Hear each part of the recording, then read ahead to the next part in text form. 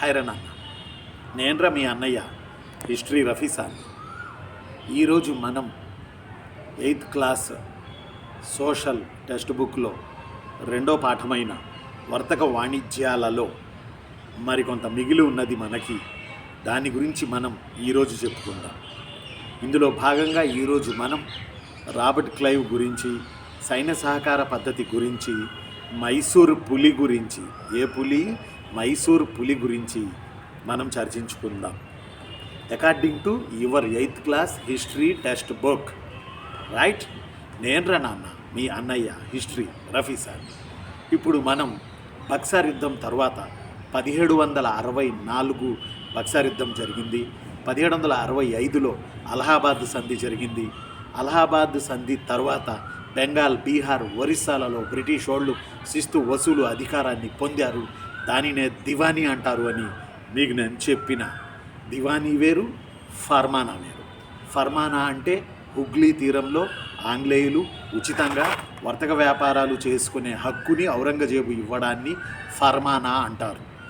ఫ్రీగా వ్యాపారం చేసుకునే పాయింట్ని దస్తక్ అని అంటారు. దస్తక్, DUSTAK, దస్తక్ అంటారు. అయితే ఇప్పుడు ఇక్కడ అలహాబాద్ సంధిలో దివానీ అధికారాన్ని బ్రిటిష్ వాళ్ళు పొందారు. ఇలా అలహాబాద్ సంధిలో బెంగాల్, బీహార్, ఒరిస్సాలలో శిస్తు వసూలు చేసుకునే దుర్మార్గమైన బ్రిటిషోడి ఆలోచనకు పరాకాష్ట రాబర్ట్ క్లైవ్ బెంగాల్కి మొదటి గవర్నర్. ఇప్పుడు ఈ అలహాబాద్ సంధిలో 1765లో రాబర్ట్ క్లైవ్ బెంగాల్ గవర్నర్ జనరల్గా వచ్చాడు. మళ్ళీ బక్సార్ యుద్ధంలో రాబర్ట్ క్లైవ్ లేడు. బక్సార్ యుద్ధం తర్వాత మళ్ళీ రాబర్ట్ క్లైవ్ అలహాబాద్ సంధిలో మళ్ళీ వచ్చాడు. ఇలా వచ్చి దివానీ అధికారాన్ని రాయించుకున్నాడు బ్రిటిష్ వాళ్ళకి. మరి వాట్ అబౌట్ దివానీ అధికారం అంటే చెప్పాం. బెంగాల్, బీహార్, ఒరిస్సాలో శిస్తు వసూలు చేసుకునే అధికారాన్ని దివానీ అంటారు అని. అయితే మనం గమనించాల్సినటువంటి ఇంపార్టెంట్ పాయింట్ ఒకటి ఉంది. ఆ ఇంపార్టెంట్ పాయింట్ ఏంటంటే, కేవలం బ్రిటిష్ వాళ్ళకి బెంగాల్, బీహార్, ఒరిస్సాలో ఈ అధికారాన్ని కట్టబెట్టిన రాబర్ట్ క్లైవ్ 18 ఏళ్ల ప్రాయంలో ఈస్ట్ ఇండియా కంపెనీకి వచ్చి మద్రాసులో గుమస్తాగా పనిచేశాడు. కేవలం 18 ఏళ్ల ప్రాయంలో వచ్చి మన నందు మంచి పాయింట్ చెప్పినప్పుడు పెద్దగా చేస్తూ ఉండు, హైలైట్ చేస్తూ ఉండు. 18 ఏళ్ల ప్రాయంలో రాబర్ట్ క్లైవ్ గుమస్తాగా ఈస్ట్ ఇండియా కంపెనీ తరఫున చేయడానికి మెడ్రాస్ వచ్చాడు. గుమస్తాగా ఉన్నాడు. ఆ సమయంలో ఏం జరిగిందో తెలుసునా? ఇది విషయ అవగాహన కోసం కొరకు మీకు చెప్తున్నా. ఆ సమయంలో మొదటి కర్ణాటక యుద్ధం జరిగింది. మొదటి కర్ణాటక యుద్ధంలో ఫ్రెంచ్ వాళ్ళు గెలిచి, ఫ్రెంచ్ డూప్లే గెలిచి బ్రిటిష్ వాళ్ళ మద్రాసుని ఆక్రమించుకున్నారు. ఫలితంగా ఈ మద్రాసులో ఉన్న బ్రిటిష్ అధికారులను ఒక్కొక్కళ్ళని చంపడం మొదలుపెట్టాడు డూప్లే. ఆ టైంలో వరుసగా నిలబెట్టిన బ్రిటిష్ ఖైదీలలో చివరిలో నిలబడి ఉన్నాడు రాబర్ట్ క్లైవ్. డూప్లే వీళ్ళందరిని వదిలేసి రాబర్ట్ క్లైవ్ని పట్టుకుని, వాడిని పట్టుకుని రండిరా, వాళ్ళు నాయకత్వ లక్షణాలు కనపడుతున్నాయి, రేపు వీడు పెద్దోడవుతాడు బ్రిటిష్ వాళ్ళ తరపున, ముందు వీడిని చంపుతాం అని చెప్పి అలా చూపించేటప్పటికి రాబర్ట్ క్లైవ్ 3 పిల్లిగంతులేసి సముద్రంలో దూకి పారిపోయాడట. అంటే ఒక నాయకుడు మరో నాయకుడిని గుర్తించగలడు అనే దానికి ఉదాహరణ ఇదే. అలా వెళ్ళిపోయిన అతను అంచెలంచెలుగా ఎదిగి ఆ తరువాత బక్సార్ యుద్ధం తర్వాత జరిగిన అలహాబాద్ సంధిలో అతను కీలక పాత్ర పోషించి అలహాబాద్ సంధి టయానికి బెంగాల్ గవర్నర్ జనరల్ అయ్యాడు రాబర్ట్ క్లైవ్. అయితే Robert Clive Bengal governor general అయిన తర్వాత గడ్డి తిన్నాడు. ఏం గడ్డి అని అరవకండి. ఏం గడ్డి అంటే అవినీతి గడ్డి తిన్నాడు. ఈరోజులాగానే గడ్డి తిన్నాడు. ఆ అవినీతి లోకల్లో ఉన్న జమీందారుల వద్ద నుంచి, స్థానిక వ్యాపారుల వద్ద నుంచి, ఈస్ట్ ఇండియా కంపెనీ వ్యాపారం చేస్తుంది కాబట్టి స్థానిక వ్యాపారుల నుంచి, కంపెనీ అధికారుల నుంచి రకరకాల గడ్డి కరిచి 401.102 పౌండ్లు మెక్కాడు. సొంతానికి ఉపయోగించుకున్నాడు. మన ఇండియన్ రూపీస్ వాల్యూలో 4,31,61,000 ఇతను మింగాడు. అంటే సుమారు 5 కోట్లు ఆ రోజుల్లోనే. తర్వాత రిటైర్డ్ అయ్యాడు. తర్వాత ఈ లంచగొండితనం మాసిపోయిద్ది అనుకున్నాడు. లండన్ వెళ్ళాడు. ఆ తర్వాత ఎవడో చెప్పాడు. అంత లండన్ పార్లమెంటు ఆజ్ఞ ప్రకారం లండన్ ప్రివీ కౌన్సిల్ రాబర్ట్ క్లైవ్ని బోన్లో నిలబెట్టి విచారించి ఇతను చేసిన తప్పులు నిరూపించబడ్డం వల్ల మరణశిక్షను సూచిస్తూ రాణికి రాసింది. ఇక ఫైనల్ నిర్ణయం రాణి తీసుకోవాలి. ఇక రాణి 2-3 రోజులు బాగా ఆలోచన చేసి, అరే ఇండియాలో ఆంగ్ల రాజ్యానికి పునాది వేశాడు రాబర్ట్ క్లైవ్, ఇతన్ని ఇలాగే వదిలేద్దాం, 5 కోట్లు ఏ మూల పోయి సావనీయండి అని వదిలేశారు రాబర్ట్ క్లైవ్. కానీ ఆ బోన్లో నిలబడ్డప్పుడు, బోన్ నుంచి తిరిగి వస్తున్నప్పుడు చుట్టుపక్కల ఉన్నటువంటి అధికారులందరూ రాబర్ట్ క్లైవ్ని చూసి ఏహే అని రాబర్ట్ క్లైవ్ని చూసి నవ్వారు. ఇది రాబర్ట్ క్లైవ్ అవమానంగా భావించాడు, బాధగా భావించాడు. ఎప్పుడైతే అవమానంగా బాధగా భావించాడో తన యొక్క 52 ఏళ్ల వయసులో రాబర్ట్ క్లైవ్ 1774లో ఆత్మహత్య చేసుకుని చచ్చిపోయాడు రాబర్ట్ క్లైవ్. ఇలా ఒక ఫోర్జరీ కింగ్, ఒక ఎంతకైనా తెగించేవాడు, భారతదేశంలో బ్రిటిష్ రాజ్యానికి పునాదేసినాడు, బెంగాల్లో దివానీ అధికారాన్ని ఇప్పించినాడు రాబర్ట్ క్లైవ్ చరిత్ర అలా ముగిసిపోయింది. ఆ తదుపరి మనకి బక్సార్ యుద్ధం తర్వాత బ్రిటిషర్స్ మరింతగా స్వదేశీ నవాబుల విషయంలో జోక్యం చేసుకోవడం, అది ఎంతవరకు వెళ్ళిందంటే రాజు ఎవడో మన సంస్థానాల్లో మన జమీందారాలలో డిసైడ్ చేసే పరిస్థితికి వచ్చింది అది. అలాంటి నేపథ్యంలోనూ చాలా తెలివిగా లార్డ్ వెల్లస్లీ అనేవాడు సైన్య సహకార పద్ధతి అని తీసుకొచ్చాడు. సబ్సిడరీ అలయన్స్ అంటారు. 1798లో గవర్నర్ జనరల్ అయిన, ఎప్పుడు నాన్న 1798లో గవర్నర్ జనరల్ అయిన లార్డ్ వెల్లస్లీ తెచ్చిన నూతన విధానమే మన సంస్థానాలను కబళించడానికి సైన్య సహకార పద్ధతి. 1798లో తాను వచ్చాడు, బెంగాల్ గవర్నర్ జనరల్గా వచ్చాడు. 1799లో సైన్య సహకార పద్ధతి తెచ్చాడు. సైన్య సహకార పద్ధతి అంటే సింపుల్గా మీ అందరికి అర్థం కావాలంటే, డిఎస్సి ప్రిపేర్ అవుతున్న స్కూల్ అసిస్టెంట్ కానీ, సెకండరీ గ్రేడ్ కానీ ప్రిపేర్ అవుతున్న టెట్ కానీ, మీ అందరికీ నేను చెప్తున్న పాయింట్ ఏంటంటే, కోసుకు తినే తరుణం వచ్చేదాకా గొర్రె కషాయోని నమ్మినట్లు సైన్య సహకార పద్ధతిలో వెల్లస్లీ సైన్యాన్ని ఇస్తాడు. ఆ సైన్యాన్ని సంస్థానాధీశులు తమ సంస్థానాల్లో పెట్టుకుంటారు. సంస్థానాధీశుడు బలహీనమైనప్పుడు వాడు విజిలేస్తాడు. ఆ విజిల్ దెబ్బకి వాడు పెట్టిన సైన్యం సంస్థానాన్ని కబళించేస్తాడు. ఇదే సైన్య సహకార పద్ధతిలో ఉన్న మర్మం.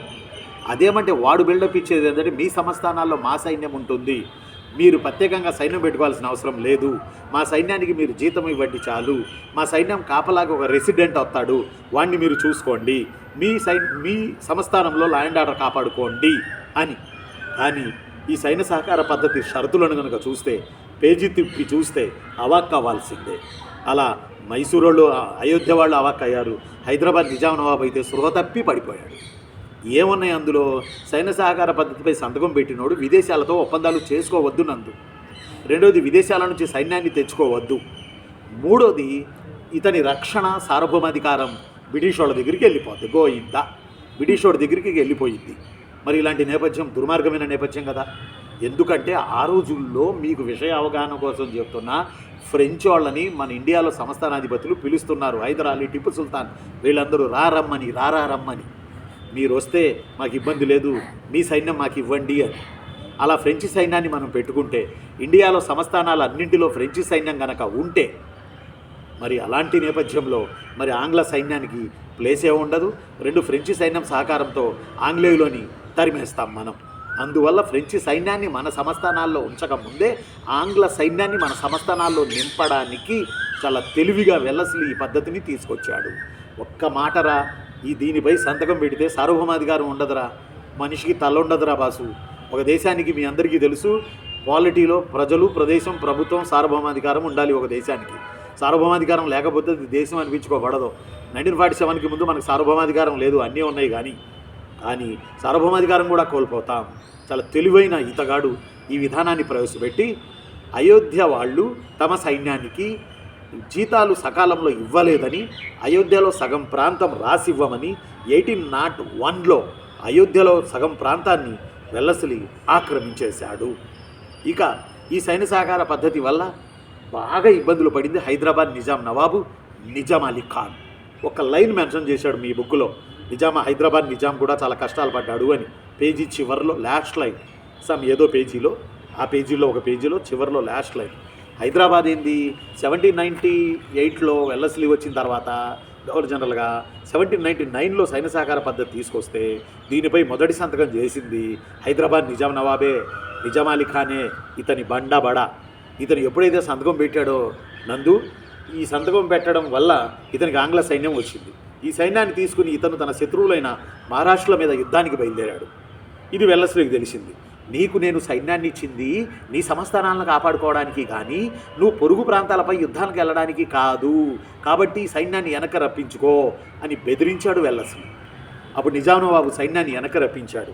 ఆడకు అయిపోయిందని అనుకున్నాడు నిజాం అలీ ఖాన్, కానీ అవ్వలే. నువ్వెందుకు పంపించావు అని మాట్లాడితే అడిగాడు వెల్లస్లీ. ఈయన అన్నాడు, వెనక తెప్పించుకున్నా కదా, ఇదిగో తెచ్చిపెట్టుకున్నాను నీ సైన్యం, ఇంకా నా పేనం తీబాగా. లేదు, నువ్వు తప్పు చేశాను కాబట్టే కదా వెనక తెచ్చుకుందే. మహారాష్ట్ర దాకా వెళ్ళలేదు కదా, ఆదిలాబాద్ జిల్లా బాసర వరకు వెళ్ళలేదు కదా, వెనక తెచ్చుకున్నాను కదా, అయినా నువ్వు తప్పు చేసావు. ఓరే మగడ ఏం తప్పు చేశాను చెప్పు, నువ్వు సైన్యాన్ని అరే మాట తిరిగొచ్చు. అదో పని చెయ్యి, రాయలసీమ రాసిమన్నాడు. కడప, కర్నూలు, అనంతపూర్, బళ్ళారి 4 ప్రాంతాలు బ్రిటిష్ వాళ్ళు రాపిచ్చేసుకున్నారు. అంటే ఇంత దుర్మార్గమైంది సైన్య సహకార పద్ధతి. దీని ద్వారా కూడా భారతదేశంలోని స్వదేశీ సంస్థానాధీశులకి స్వేచ్ఛ, స్వాతంత్రం, సార్వభౌమాధికారం, రక్షణ, విదేశీ ఒప్పందాలు ఇలాంటివి ఏవీ లేకుండా పోయినాయి. ముఖ్యంగా అయోధ్య మీద, దెన్ హైదరాబాద్ మీద ఈ ప్రభావాన్ని చూపించాడు. ఆ తరువాత ఇంకా మెల్లమెల్లగా బ్రిటిష్ వాళ్ళు ఒక అడుగు మెల్లమెల్లగా బ్రిటిష్ వాళ్ళు ఒక్క నిమిషం పేపర్లో ఇక్కడ రాశారు. ఒక అడుగు మెల్లమెల్లగా బ్రిటిష్ వాళ్ళు ఒక అడుగు ముందుకేసి వీళ్ళు ఒక అడుగు ముందుకు జరిగి వీళ్ళు చేసిన ఇంకో పని ఏంటంటే ఘర్షణల ద్వారా ఎలాగైనా సరే పొందాలని మైసూరు మీద పడ్డారు. అప్పటికే మైసూరు హైదరాలీ, అప్పటికే మైసూరు టిప్పు సుల్తాన్లు ఫ్రెంచ్ వాడిని పిలుస్తున్నారు. ఫ్రెంచ్ వాడు సైన్యాన్ని ఇచ్చాడు అనుకోరా, ఈ సంస్థానాల్లో ఫ్రెంచ్ వాడు సైన్యాన్ని ఇచ్చాడు అనుకో, ఇప్పుడు ఈ మైసూరు సంస్థానంలో ఫ్రాన్స్ సైన్యాన్ని పెట్టేసుకుంటారు. దీని ద్వారా బ్రిటిష్ వాళ్ళని ధిక్కరిస్తారు. అందువల్ల ఎలాగైనా సరే మైసూరుని యుద్ధం ద్వారానైనా ఆక్రమించుకోవాలి అని చెప్పి మైసూరు మీద బ్రిటిష్ వాళ్ళు ప్రత్యక్ష యుద్ధానికి దారితీశారు. ఆ మైసూరులో హైదరాలీ ఉన్నాడు, టిప్పు సుల్తాన్ వాళ్ళ ఫాదర్ హైదరాలీ తర్వాత నిలబడరా రైత ఒక్క నిమిషం. హైదరాలీ తర్వాత వాళ్ళ అబ్బాయి టిప్పు సుల్తాన్ వచ్చాడు. టిప్పు సుల్తాన్ అంటే మామూలు విషయం కాదు. టిప్పు సుల్తాన్ అనేవాడు బ్రిటిష్ వాళ్ళని ఒక మాట చెప్పాలంటే దర్దర్లాడిచ్చాడు అనే కన్నా నందు గడగడలాడిచ్చాడు. ఇది బ్రిటిష్ వాళ్ళని ఎలాగా అని అంటే అప్పటికే మైసూరుని టిప్పు సుల్తాన్ బలంగా తయారు చేశాడు. అంతేకాదు టిప్పు సుల్తాన్ మైసూరు ఈయన దగ్గర మలబారు తీరం ఉంది. మలబారు గోల్డ్ అని లేదు, మలబారు గోల్డ్ అని జూనియర్ ఎన్టీఆర్ యాడ్ ఇస్తున్నాడు కదా, అలా మలబారు తీరం ఉంది. ఈ మలబారు తీరం ద్వారా కూడా వినండి సీరియస్గా, మలబారు తీరం ద్వారా కూడా టిప్పు సుల్తాన్ అనే ఆయన వర్తక వ్యాపారాలు చేసుకుంటున్నాడు. అయితే మలబారు తీరంలో చందనం, యాలుకలు, దాల్చిన చెక్క, నల్ల మిరియాలు, ఆ తర్వాత ఇంకేముంది ఇందులో యాలకలు ఇవన్నీ కూడా ఎగుమతి చేసుకుని వెళ్ళిపోతున్నారు బ్రిటిష్ వాళ్ళు స్థానిక వ్యాపారుల ద్వారా. టిప్పు సుల్తాన్ ఏం చేశాడు, మలబారు తీరంలో బ్రిటిష్ వాళ్ళ వ్యాపారాన్ని దిగ్బంధనం చేసి మా మలబారులో మీరెవర్రా వర్తక వ్యాపారాలు చేసుకోవడానికి అని చెప్పి నిషేధం విధించాడు టిప్పు సుల్తాన్. బ్రిటిష్ వాళ్ళకి ఊపిరాళ్ళ. ఇదే పరిస్థితుల్లో ఇంకో మాట చెప్పాలి, ఇదే పరిస్థితుల్లో టిప్పు సుల్తాన్ ఉండకుండా ఫ్రెంచి సైన్యాన్ని రప్పించాడు. ఫ్రెంచి సైన్యాన్ని మైసూరుకి రప్పించి ఫ్రెంచి సైన్యం ద్వారా తన సైన్యానికి ట్రైనింగ్ ఇప్పించాడు. అప్పుడు ఫ్రాన్స్లో నెపోలియన్ పరిపాలిస్తున్నాడు. నెపోలియన్ ఇంగ్లీష్ వాళ్ళని తరిమి కొడుతున్నాడు సముద్రాల మీద. అతనిని పిలిచాడు, అతను సైన్యాన్ని పంపాడు. అతని సహకారంతో టిప్పు సుల్తాన్ సైన్యానికి ట్రైనింగ్ ఇచ్చాడు. ఇది ఇంకా బ్రిటిష్ వాళ్ళకి మామూలుగా మండల బ్రిటిష్ వాళ్ళకి ఆల్రెడీ మలబార్ తీరాన్ని స్ట్రక్ చేశాడు. మళ్ళీ బ్రిటిష్ వాళ్ళ శత్రువులైన ఫ్రెంచి సైన్యాన్ని మళ్ళీ రప్పించాడు. ఇది కోపం వచ్చింది. ఎవరి కోపం వచ్చింది నందు? ఎవరి కోపం వచ్చింది? ఏం కాదు, ఎవరి కోపం వచ్చింది? బ్రిటిష్ వాళ్ళకి కోపం వచ్చింది. బ్రిటిష్ వాళ్ళకి ఎందుకు కోపం వచ్చింది? ఒక్క నిమిషం. బ్రిటిష్ వాళ్ళకి ఎందుకు కోపం వచ్చింది? మలబారు తీరంలో వాళ్ళ వ్యాపారాన్ని దెబ్బ కొట్టడం, ఎవరు? టిప్పు సుల్తాన్. రెండవది ఫ్రెంచి సైన్యం ట్రైనింగ్ ఇప్పించుకోవడం. ఈ 2 కారణాల వల్ల ఇంగ్లీష్ వాడి కోపం వచ్చి 4 యుద్ధాలు చేశారు. వీటిని మైసూరు యుద్ధాలు అంటారు. రైత ఏమంటారు నాన్న? మైసూరు యుద్ధాలని అంటారు. మొదటి మైసూరు యుద్ధం 67-69లో జరిగింది. రెండో మైసూరు యుద్ధం 80-84లో జరిగింది. మూడో మైసూరు యుద్ధం 90-92లో జరిగింది. 4వ మైసూరు యుద్ధం 99లో జరిగింది. చూడకుండా చెప్తా చూడండి ఇప్పుడు. నేను మొదటి మైసూరు యుద్ధం 67 67, 69 మధ్య జరిగింది. ఇప్పుడు చెప్తా చూడకుండా రావాలంతే. నా క్లాస్ హీరోకి.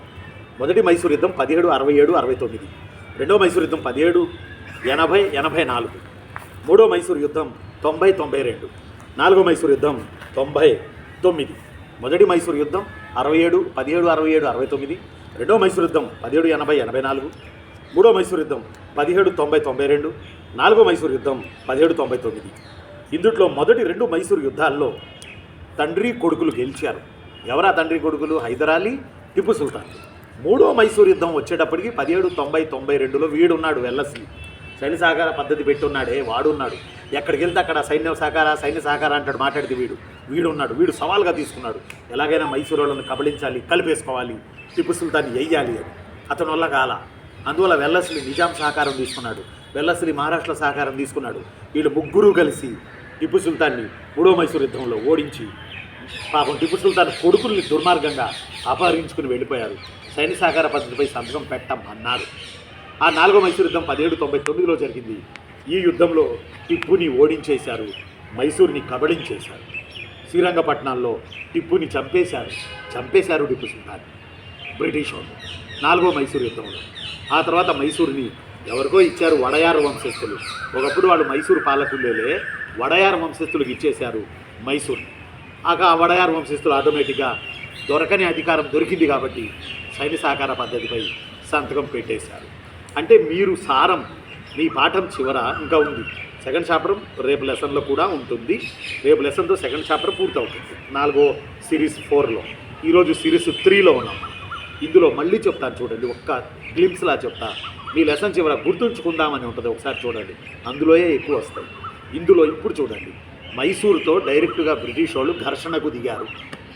మైసూరు, హైదరాలీ, టిప్పు సుల్తాన్లు బ్రిటిష్ వాళ్ళకి దొరకలేదు, ఎదురు తిరిగారు. అందువల్ల ఎలాగైనా సరే మైసూరుని ఆధీనంలో తెచ్చుకోవాలని ప్లాన్ చేశారు. మండిన హైదరాలీ కొడుకు టిప్పు సుల్తాన్ మలబారు తీరంలో యాలుకలు, చందనం ఇవన్నీ ఎగుమతులను ఆపేశాడు. స్థానిక వ్యాపారులను ఆపేశాడు. బ్రిటిష్ వాళ్ళ వ్యాపారానికి గండి కొట్టాడు. అంతేకాదు ఫ్రెంచి సైన్యాన్ని తెచ్చి తన సైన్యానికి ట్రైనింగ్ ఇప్పించాడు. మండిన బ్రిటిష్ వాళ్ళు యుద్ధాలకు వచ్చారు. ఆ యుద్ధాలే 1767, 69 మొదటి మైసూరు యుద్ధం, 1780, 84 రెండో మైసూరు యుద్ధం, 80, 84 రెండో మైసూరు యుద్ధం, 90, 92 మూడో మైసూరు యుద్ధం, 1799 నాలుగో మైసూరు యుద్ధం. నాకు తెలియదు నందు, ఈ 4 ఇప్పుడు రావాలి. పిల్లల సాక్షిగా నేను చూడకుండా చెప్పాల్సిందే. మొదటి మైసూరు యుద్ధం చూస్తున్న మన డిఎస్సి పిల్లల సాక్షిగా, మన స్టూడెంట్ల సాక్షిగా మొదటి మైసూరు యుద్ధం 1760, 1767, 69. రెండో మైసూరు యుద్ధం 80, 84. మూడో మైసూరు యుద్ధం 90, 92. నాలుగో మైసూరు యుద్ధం 99. వచ్చిందా? మళ్ళీ చెప్తా. మొదటి మైసూరు యుద్ధం 1767, 69. రెండో మైసూరు యుద్ధం 1780, 84. మూడో మైసూరు యుద్ధం 1790, 92. నాలుగో మైసూరు యుద్ధం 1799. వచ్చిందా రాలేదా? మళ్ళీ చెప్తా. 67, 69, 80, 84, 90, 92, 99. ఇయర్ వచ్చి 1700. ఏదేమైనా మైసూరుని కూడా బ్రిటిష్ వాళ్ళు కలిపేసుకున్నారు. నేను చూడకుండా ఇప్పుడు చూసి చెప్పేశా. మీరు కూడా ఇదే పోరాట పటిమతో రాబోతున్న 17,000 ఉద్యోగాల్లో మీరు ఒక ఉద్యోగాన్ని సాధించారు. మనకి మధ్యాహ్నం ఒక మన స్టూడెంట్ శిరీష ఒక మంచి డౌట్ అడిగారు. మన శిరీష ఎక్కడి నుంచో ఓ మంచి డౌట్ అడిగారు. సార్, యాలుకలు, చందనం, కర్పూరం, దాల్చిన చెక్క, నల్ల మిరియాలు, లవంగాలు ఇవేంటి సార్? వాళ్ళకి ఎందుకు సార్? పోయే కాలం వాళ్ళకి ఇవన్నీ ఎందుకు సార్? ఇవి కడుపు నింపే కాదు కదా సార్? వీటి కొరకు యుద్ధాలు ఏంటి సార్? వీటి కొరకు భారతదేశానికి రావడం ఏంటి సార్ అని ఆవిడ అడిగారు. నిజమే తల్లి, ఇవన్నీ ప్రకృతిలో విస్తారంగా దొరకవురా శిరీష అమ్మ. మీరు ఒక ప్రశ్న అడిగారు కామెంట్లో, దానికి ఆన్సర్ చెప్తున్నా. ఇవన్నీ ప్రకృతిలో ఫ్రీగా దొరకవు. ఫర్ ఎగ్జాంపుల్ దాల్చిన చెక్క అంటే చెట్టు బెరడు, అది దాల్చిన చెక్క అంత తక్కువ రేటుకు దొరకదు. అలానే నల్ల మిరియాలు దొరకవు. ఇవన్నీ ప్రకృతిలో రేర్గా దొరికే పీసులు, స్పైసీలు, సుగంధ ద్రవ్యాలు. ఇవి నాన్ వెజ్లో మెయిన్గా వేస్తే రంగు, రుచి, సువాసన, లాలాజలం ఊరడం, అట్రాక్షన్ ఇవన్నీ ఉంటాయి. ముఖ్యంగా నాన్ వెజ్లో ఇవన్నీ వేసి వండుతానే కదా బిర్యానీ తిని పొట్టలు ఇంత లావు పెట్టుకుని సెంటర్లో ఎమ్మడబడి తిరుగుతోంది మగాళ్ళందరూ. చాలామంది మగాళ్ళు దిట్టంగా తిని ఎక్సర్సైజులు లేకుండా బిర్యానీలు తిని తిని తిని బిర్యానీలు తిని అంటే వీటన్నిటిలో ఇవన్నీ వేయాలి. అంటే ఇవన్నీ స్పైసెస్. ఇది ఉంటేనే తినేది. భారతదేశంతో 1453 54లోనో తురుష్కులు కాన్స్టాంటినోపిల్ని ఆక్రమించుకున్నప్పుడు భారతదేశం నుంచి వెళ్ళే ఈ సుగంధ ద్రవ్యాలు ఆగిపోయినాయి అని యూరోప్ ఖండంలో నెల రోజులు యూరోప్లో ఉన్న వాళ్ళు పొయ్యి ముట్టించలేదట. కారణం సుగంధ ద్రవ్యాలు రాలేదని. ఎందుకంటే సుగంధ ద్రవ్యాలు బీఫ్లో వేసుకోవడానికి కానీ నాన్ వెజ్లో వేసుకోవడానికి కానీ ఉపయోగం. అంతకన్నా మించి మీకు తెలుసు సుగంధ ద్రవ్యాలు లవంగాలు. కరోనా వచ్చినప్పుడు చాలామంది లవంగాలు మింగి చచ్చారు, మీకు తెలిసిందే.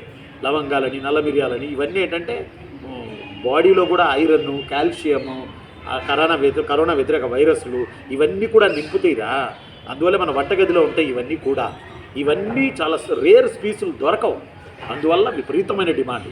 ఈ నల్ల మిరియాలు ఆంగ్లేయుల నాలికల మీద నాట్యం ఆడనిదే, వారి పడవలు సముద్రపు అలల మీద కంటిన్యూ ప్రయాణం కాలేదు అని రాశారు పుస్తకాల్లో.